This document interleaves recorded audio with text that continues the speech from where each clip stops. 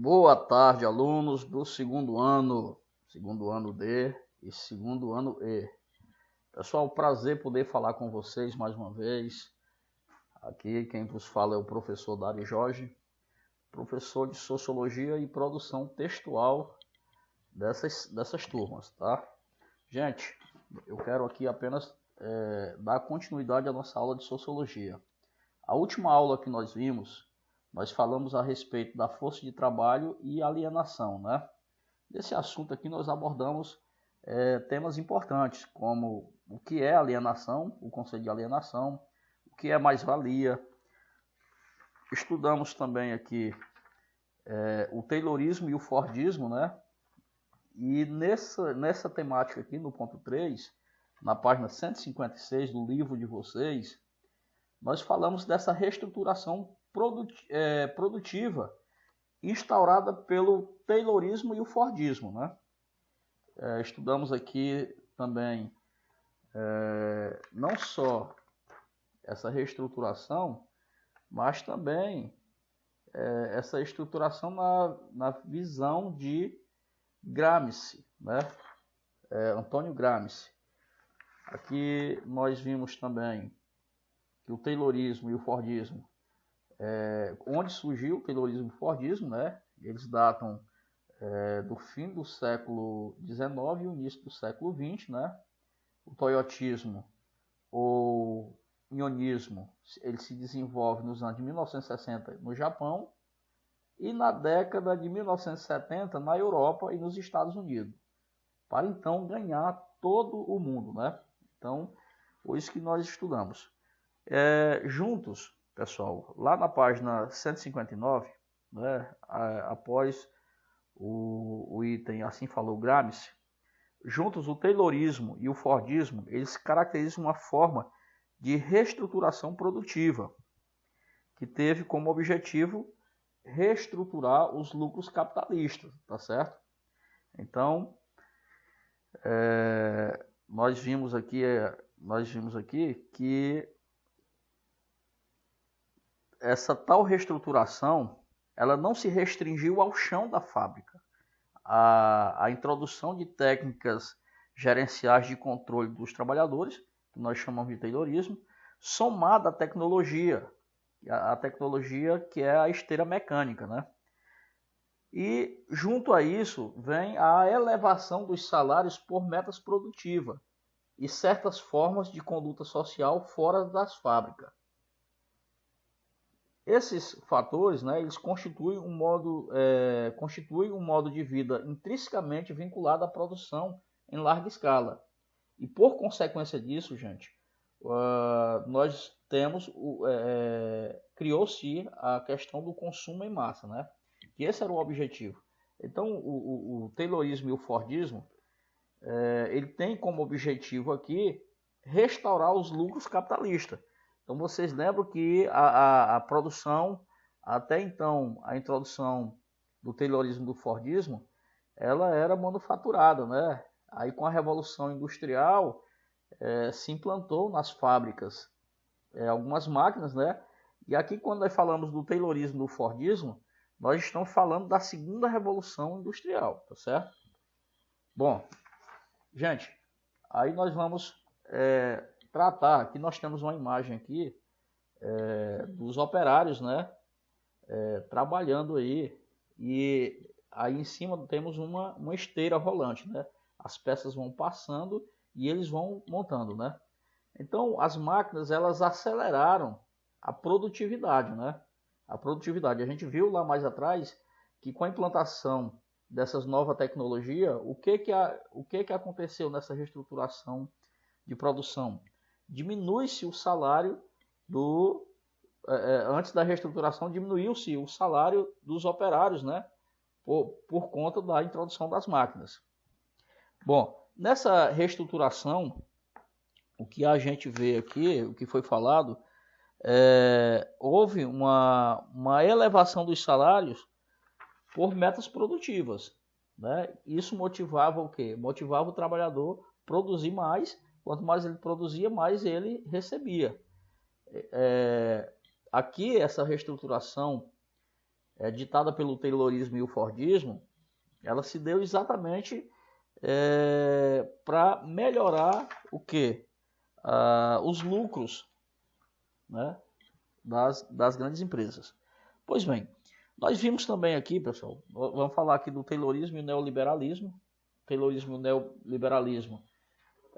O que nós podemos dizer aqui que nas últimas décadas do século XX e o início do século XXI, gradativamente o espaço com variações históricas de país para país, uma nova forma de organização de produção começa a surgir uma nova forma de organização de produção, que nós vamos chamar de toyotismo, né?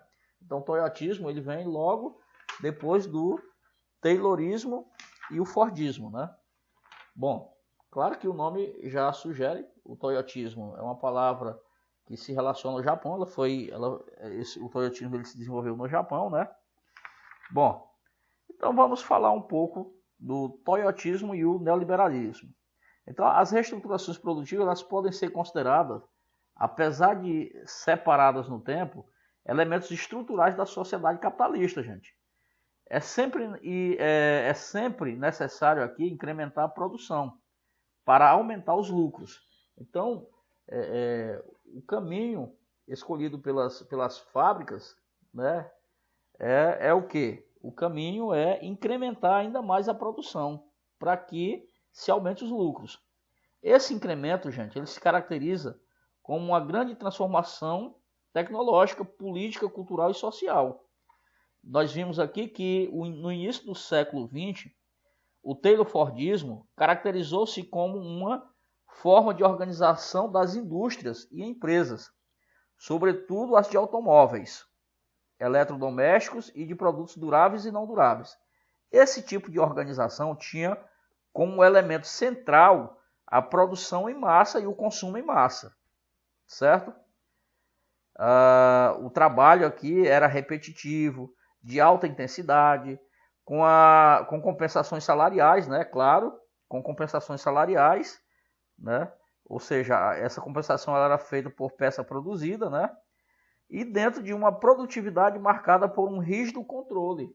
Havia ali um controle muito rígido da produção. Então, esse tipo de produção, ela vingou quase em todo o mundo, né?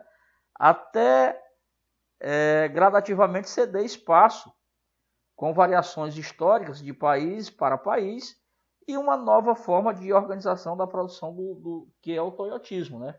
Que eu tinha falado antes para vocês. Antes de nós estudarmos o toyotismo aqui, gente, é importante lembrar que para essa substituição tecnológica ela foi necessária, certo? No período do principal do Taylor-Fordismo, aproximadamente o início do século XX até os meados da década de 1970, o que aconteceu ali? Formou-se um tipo de Estado que dava suporte a esse tipo de organização das indústrias. Com o crescimento vertiginoso da produção, surgiram novas associações trabalhistas e empresariais, novos sindicatos, novos padrões de consumo e de comportamento. Então, tornou-se necessário o quê? Um certo tipo de Estado para regular essas novas relações sociais.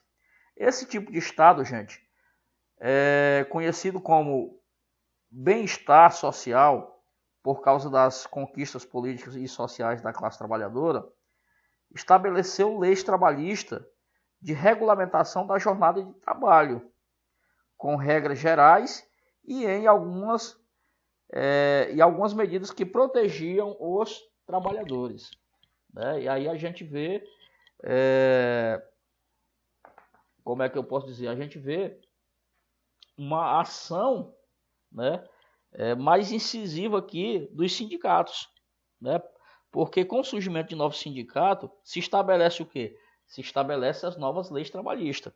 Mas uma coisa interessante, gente, é o seguinte: por volta do final do século 1960, as taxas de da lucratividade começaram a cair e a classe capitalista impôs a necessidade de reestruturar essas taxas de lucros perdidos, né? Aí nesse contexto,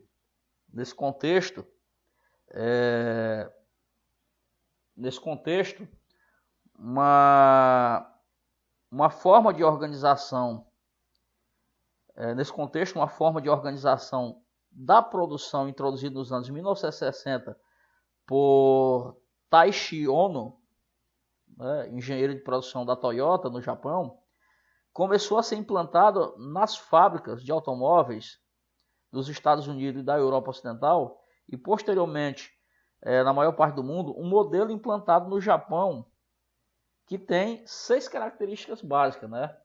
Então, eu coloquei aqui uma imagem aqui, com a implantação do toyotismo, a implantação do toyotismo foi diferenciada em todo o mundo e dependeu das particularidades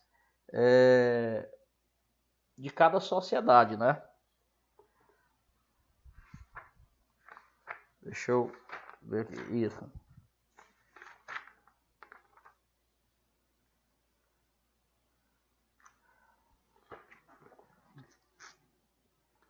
Bom,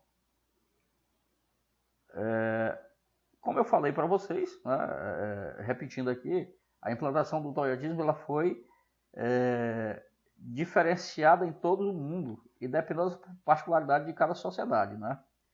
Acima de tudo, gente, essa forma de reestruturar a produção cumpriu seu papel histórico de reproduzir as classes sociais e a desigualdade social entre elas. Seu desenvolvimento pleno serviu-se de políticas macroeconômicas implantadas pelo Estado. Assim, em paralelo, essa grande transformação na produção e procurando regulamentá-la, o chamado Estado neoliberal substitui agora o Estado do bem-estar social implantado lá no Taylorismo, no Taylor-Fordismo, né? Então, as características centrais do Estado neoliberal são 4, né? Que a gente vai ver aqui, né? As características do Estado neoliberal são, primeiro, governo mínimo, com corte no número de servidores públicos, né? Então, houve um enxugamento, né, da máquina pública, né? Então, o governo mínimo significava o quê? Corte no número de servidores públicos. Segundo, privatização das estatais e transferência das questões econômicas para o mercado, né? Então, as estatais foram privatizadas, né? Isso aconteceu muito no governo do Fernando Henrique Cardoso aqui no Brasil, né? Aconteceu muitas privatizações de estatais, né? Terceiro, nós temos aqui a flexibilização das leis trabalhistas, permitindo a intensificação e a exploração do trabalho. Então, uma das características do Estado neoliberal é essa: flexibiliza as leis trabalhistas e permite a intensificação e exploração do trabalho, que foi o que aconteceu recentemente aqui no Brasil, né? A reforma na reforma trabalhista, né? Teve algumas mudanças nas leis trabalhistas que permitiu que os patrões pudessem explorar mais o trabalho dos seus trabalhadores. A livre circulação de capitais internacionais, o que pressupõe a abertura dos países periféricos, gente, e as multinacionais e o incentivo a políticas de baixos impostos, né? Que de fato foi uma coisa boa, certo? Então é isso aí, gente, tá? Então nós vamos parar por aqui, né? Ótima aula para vocês, né? Após a gente já falado a respeito disso, né? E aí eu ainda vou falar com você a respeito da terceirização, gente, na página 162 do livro de vocês, né? E é para saber mais. Nos últimos 40 anos, a terceirização ela vem, gente, sendo utilizada com o objetivo, né, de reduzir os custos com o trabalho, de modo a ampliar as margens de lucro das empresas capitalistas. Aparentemente, a terceirização trata-se de um processo no qual uma empresa transfere parte da sua produção para outra empresa. Isso aí chama-se terceirizar, né? Livrando-se das atividades em que não é especializada para investir nos setores que considera dominar mais. As empresas elas apresentam a terceirização como uma forma positiva de organização da produção e do trabalho, sobretudo porque leva à especialização das atividades produtivas a reduzir os custos de empresas contratantes, com salários e direitos trabalhistas. No entanto, do ponto de vista do trabalhador, pode-se fazer outra leitura. Quando uma empresa terceiriza parte da sua produção, ela deixa de ser responsável pelo pagamento dos salários e direitos trabalhistas dos trabalhadores terceirizados. Esse é o ponto negativo da terceirização, viu, gente? Mas ainda controla a produção e a gestão da empresa contratada de forma direta ou indireta. Ou seja, apesar de os trabalhadores produzirem em outro lugar e sob outras condições de trabalho, o contrato quem define quem define os padrões e características do produto é a empresa contratante. Além disso, ela também pode determinar o valor dos produtos ou serviços da empresa terceirizada. Na medida que eles se destinam, na maioria das vezes, apenas à empresa contratante. Na prática, a terceirização livra a empresa contratante de conflitos trabalhistas e resulta na diminuição dos direitos trabalhistas, na redução de salários e, muitas vezes, na piora das condições de trabalho. Aqui no Brasil, a terceirização foi legalmente permitida em 1993, desde que a empresa contratada não realizasse uma atividade afim.